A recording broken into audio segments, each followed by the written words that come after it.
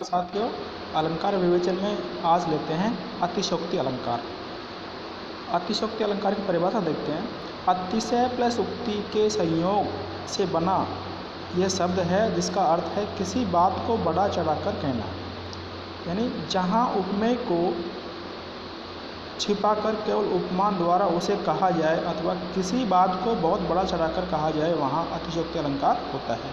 उदाहरण देखिए, पतझड़ था, झाड़ खड़े थे सूखी सी फुलवारी में, किसलय नव कुसुम बिछाकर आए तुम इस क्यारी में। इस छंद का स्पष्टीकरण देखिए।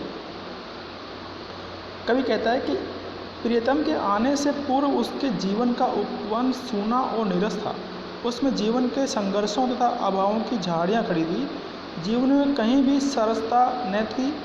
हे प्रियतम, जब तुम आए तो उपवन में बसंत ऋतु छा गई। सूखी झाड़ियों के स्थान पर कोमल पल्लव तथा फूलों से भरी जीवन रूपी क्यारी बन गई, अर्थात जीवन में सर्वत्र प्रसन्नता और सरसता छा गई। उपरोक्त छंद में उपमेय निराशा का ज्ञान, उपमान पतझड़ से, उपमेय नीरस जीवन का ज्ञान उपमान सूखी फुलवारी से, और उपमेय जीवन की सरसता का ज्ञान उपमान किसलय नव कुसुम से हो रहा है। अतः विवेच्य छंद में उपमान द्वारा उपमेय का ज्ञान होने के कारण अतिशयोक्ति अलंकार है। इसका अन्य उदाहरण देखिए। अति सुंदर लखी तिय मुख मेरो, आदर हमन करत शशि केरो। अब लेते हैं संदेह अलंकार।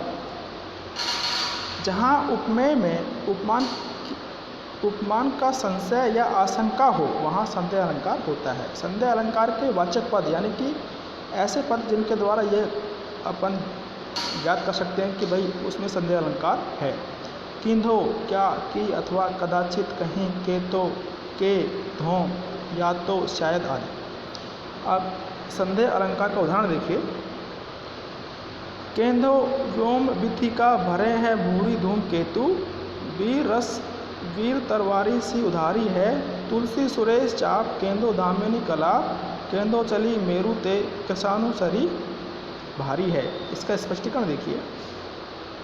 उपरोक्त छंद में लंका दहन के वर्णन में हनुमान जी की जलती पूंछ को देखकर लंकावासियों ने यह निश्चय ज्ञान नहीं हो पा रहा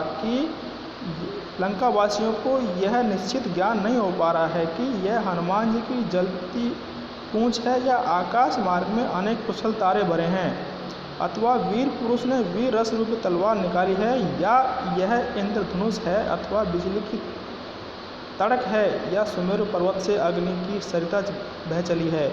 अतः विवेच्य छंद में उपमान का संशय होने के कारण संदेह अलंकार है। संदेह सादृश्य मूलक होता है लेकिन निश्चयात्मक नहीं होता है। अन्य उदाहरण देखिए इसका। सारी बीच नारी है कि नारी बीच सारी है, कि सारी ही कि नारी है, कि नारी ही की सारी है। दूसरा देखिए। को तुम श्यामल गोर शरीरा, छत्री रूप फिरो बन वीरा, कि तुम तीन देव मैं को, नर नारायण की तुम दो। अब लेते हैं भ्रांतिमान अलंकार। जहाँ सादृश्य या समानता के कारण उपमेय को भ्रमवश उपमान समझ लिया जाए वहाँ भ्रांतिमान अलंकार होता है। उदाहरण देखिए। पाए महावर देन को नायन बैठी आए, फिर जानी महावरी एडी मीडत जाए। ये बिहारी सत्सेल से छंद लिया गया है। इसका स्पष्टीकरण देखिए। पाँव में महावर देने को नायन आकर बैठी, पर नायिका की एड़ी का रंग ऐसा लाल है कि उसको उसमें तथा महावर की गोली में कुछ भेद नहीं प्रतीत होता। अतः भ्रम के कारण वह एड़ी को बार बार महावर की गोली समझकर दबा रही है। उपरोक्त छंद में नायन को नायिका की एड़ी की स्वाभाविक लालिमा में महावर की काल्पनिक प्रतीति के कारण भ्रम है, इसलिए भ्रांतिमान अलंकार है। इसका एक उदाहरण अन्य देखिए। नाक का मोती अधर की कांति से, बीज समझकर दाड़िम का भ्रांति से, देख उसको ही हुआ सुख मौन है, सोचता है अन्य सुख यह कौन है। इसका विस्तार देखिए। उर्मिला की नासिका की नथ का मोती अधरों की लालिमा से अनारदाने की भांति लग रहा है।